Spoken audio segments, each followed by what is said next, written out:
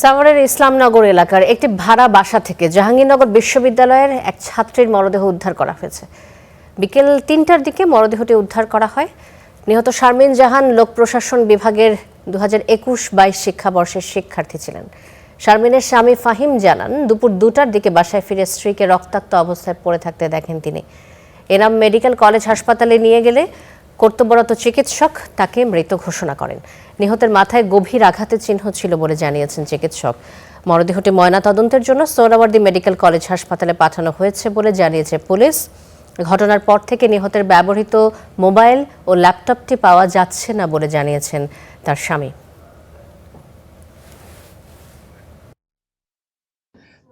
ওনার মাথার ডাউন সাইডের দিকে একটা ভারী কিছু দিয়ে আঘাত করা হয়েছে এরকম মনে হয়েছে। আঘাতের চিহ্ন পেয়েছি আমরা।